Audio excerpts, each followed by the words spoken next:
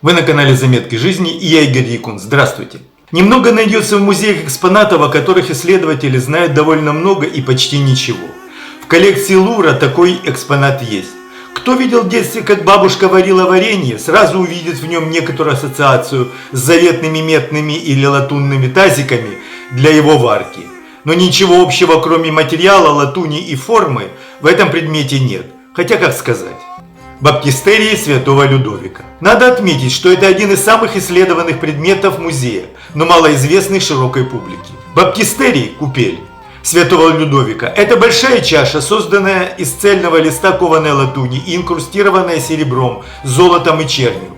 Размеры по данным музея Лувра составляют диаметр 55 см, высота 23,2 см, диаметр основания 39 см. Изготовлен предположительно в XIV веке в государстве мамлюков. Происхождение и первоначальное назначение этой чаши до конца не установлены и вызывают споры среди ученых. Возможно, она использовалась как чаша для омовения при мамлюкском дворе, или как блюдо для фруктов или еды. Принадлежит группе чаш аналогичной формы и размеров, хранящихся в разных музеях, из которых 50 с именем султана Ан-Насира Мухаммада, правившего мамлюкским Египтом с перерывами с 1293 по 1341 года. Есть похожая чаша, посвященная султану Йемена, из собрания Нью-Йоркского метрополитен-музея, а также чаша, хранящаяся в Лувре, сделанная для короля Кипра Гуга IV де Лузиньяна с посвятительной надписью ему, но украшенная не так богато.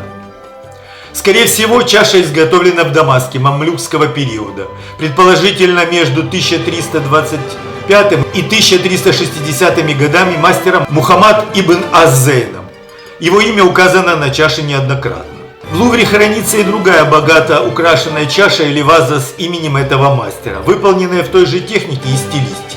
Дамаск в то время был признанным центром металлообработки и торговли этих изделий. Вспомните дамасскую сталь. Гипотеза некоторых исследователей о том, что мастер Мухаммад работал в Дамаске, может быть подкреплена существованием в городе железных ворот, датированных 1340-1359 годами, на которых указано имя Мухаммада ибн ас-Зейна. А то, что отождествление автора баптистерия с автором решеток Дамаска, как утверждают отдельные исследователи, сомнительно, поскольку где в этом случае это был бы уникальный пример необычного художника, работающего как с инкрустацией железом, так и с инкрустацией латунью. Им я хочу ответить. Вспомните великого Микеланджело, который был и скульптором, и художником, и архитектором. А кто сказал, что Мухаммад ибн ас-Зейн был менее талантлив и не владел разнообразными техниками? Посмотрите на баптистерий, чтобы в этом убедиться. Внутри и снаружи баптистерия имеется декор, изображающий человеческие фигуры, характерный большим разнообразием персонажей как в одежде, внешнем виде, так и позах. Все фигуры расположены на фоне растительного орнамента, где изображены и различные животные.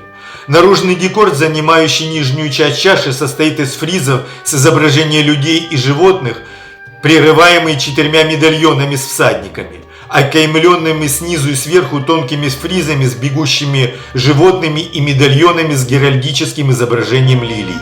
Поверху изображения окаймлены растительным узором, заканчивающиеся ланцетами. На свободной области расположена большая серебряная надпись в стиле каллиграфии Тулут. Работа учителя Мухаммада ибн ас-Зейна, да будет ему прощение. На краю ободка также присутствует фриз с бегущими животными. Дно баптистерии – это водный мир, образованный кругами из рыб, организованных особым образом. В центре 6 рыб образуют лучистый узор вокруг одной точки, а 5 концентрических кругов рыб окружают их. Между кругами рыб размещена разнообразная водная фауна. Утки, угри, крабы, лягушки, крокодилы, пеликаны и даже 2 гарпии. К сожалению, от серебряной инкрустации дна мало что сохранилось. На баптистерии святого Людовика 16 медальонов с эмблемами геральдических лилий на внутренних и внешних фризах. Были ли эти эмблемы изначально или изменены впоследствии, споры учеными ведутся до сих пор. На верхнем ободе внутри чаши расположены 2 серебряные пластины геральдических щитов с французскими королевскими гербами, 3 лилии под короной.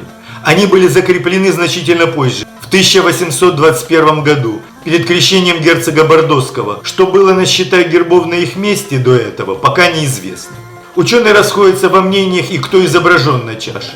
Некоторые считают, что на верхнем ободе внутренней части в медальонах изображен знаменитый султан Бейбарс I, тот самый, что разгромил крестоносцев и монголов, а в некоторых медальонах внешней стороны эмир Салар, как заказчик чаши.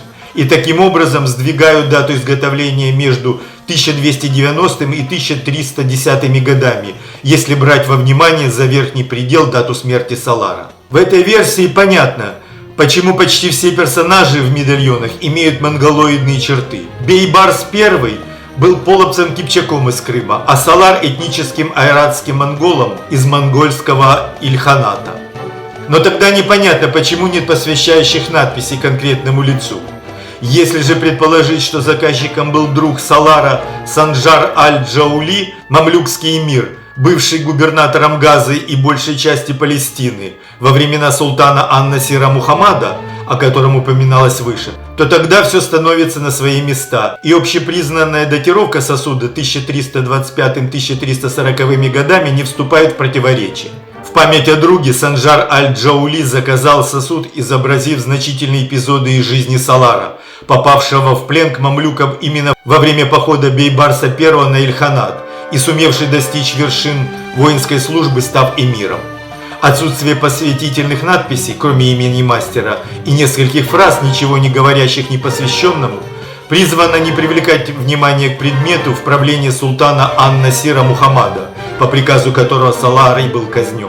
Необходимо отметить, что Санджар аль-Джаули, проживший довольно долгую жизнь, увековечил память о друге не только в этом, а посвятил в Каире мавзолей медресе для друга и себя, где они и похоронены. Возможно, от его потомков баптистерий и попал на Кипр, а затем и во Францию. Существует также научное мнение, что отсутствие монументальных надписей к титулам главных персонажей свидетельствует о том, что эта работа выполнена для иностранного заказчика, поскольку она была бы персонифицирована, если бы предназначалась для местной знати. В таком случае надписи лишь декоративные элементы, поскольку они не предназначались для людей, умеющих читать по-арабски. Формы щитов, которые впоследствии вставили королевские, как считают, также указывают на европейского заказчика, поскольку сопоставимых исламских символов не существовало. А так как ближайшими европейскими заказчиками могли быть короли Кипра из лузиньянов, а конкретно Гуга IV, то эта версия и может объяснить странный головной убор и внешность одного из всадников во внешнем медальоне. Всадника, убивающего копьем медведя. На его голове распространенный в те времена рыцарский головной убор капеллина или шапель. Вот такой же из знаменитой иллюстрированной Библии Моргана, также называемой Библией крестоносцев, созданной в Париже в середине 1240-х годов для Людовика IX Святого, за 100 лет до создания чаши, имя которого она носит. В этой связи стоит отметить, шлемы данного типа использовались в европейских армиях до 17 века. Если эта чаша создавалась для заказчика из кипрского королевского двора, а я говорил выше, что имеется еще одна, конкретно с указанием заказчика Гуга IV, похожая и по форме, и по стилистике, то становится понятно, почему ее связывают с именем Гуга IV де Лузиньяна, правившего в это время на Кипре, и, возможно, это он изображен в образе всадника на чаше. Жена его внука, Иоанна II Кипрского, или по-другому Жана II де Лузиньяна, Шарлотта де Бурбон, представительница будущей королевской династии Франции, при которой кипрский двор увлекся французской литературой и французской музыкой, и при которой поддерживались тесные связи с французским двором. Вот даже их изображение 15 века. Кипрская королевская чета на витраже южного нефа Шартского собора. Самое интересное, что в этом соборе, а не в Реймсе, как было принято, в 1594 году был коронован на французский престол Генрих IV из династии Бурбонов, но об этом чуть позже. Скорее всего, в результате этих контактов и в это время чаша и оказалась во Франции. Шарлотта де Бурбон умерла от чумы в 1422 году. И что интересно, в 1380 году баптистерий не числился среди французских королевских сокровищ, но появляется в королевской сокровищнице в описи от 1440 года. В 1589 году королем Франции становится Генрих IV, до этого король Наварры, первый король из династии Бурбонов на французском троне. И вот с этого момента в истории сосуда начинают происходить исторические события. Из возможной чаши для омовения рук он превращается в баптистерий, купель для крещения особ голубой крови. И не просто особ, а если так можно выразиться, первенцев престола. Тогда же, скорее всего, родилась и легенда, связывающая его с именем Людовика IX Святого, единственного святого на французском троне. Возможно, у бурбонов хранили предание о том, через кого баптистерий попал во Францию, и Генрих IV таким образом отдавал уважение предкам семьи и крестоносским королям Палестины и Кипра. В 1606 году в баптистерии святого Людовика был крещен сын Генриха IV, первый рожденный на королевском престоле, будущий король Людовик XIII.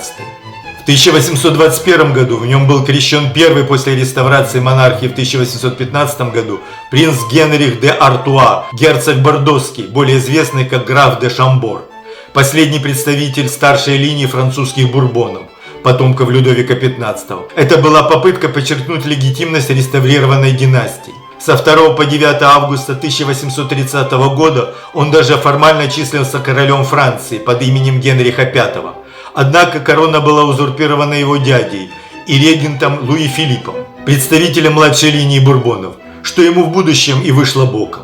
А Генрих де Артуа все же мог снова занять французский трон. Но на этот раз ему помешали собственные принципы. Цвет флага Франции. Другой не обратил бы на это внимания, а вот он не смог. В 1856 году в попытке связать Вторую империю с исторической традицией французских монархов в баптистерии был крещен сын Наполеона III и императрицы Евгении, первый представитель, как тогда казалось, новой династии, Наполеон Эжен Луи, принц императорский. Но императором он так и не стал, у него даже не представилось шанса. В 1879 году в чине лейтенанта артиллерии на английской службе он погиб на англо-зулузской войне, на которую отправился по собственному желанию. После этого баптистерий святого Людовика уже не покидает стены Лувра. Баптистерий можно рассматривать часами, находя для себя что-то новое, благо для этого в экспозиции все предусмотрено. Вот такой красивый и необычный, окутанный тайнами предмет хранится в Лувре. Если вам понравилось, ставьте лайки, подписывайтесь на мой канал, задавайте вопросы. С удовольствием буду на них отвечать. До свидания.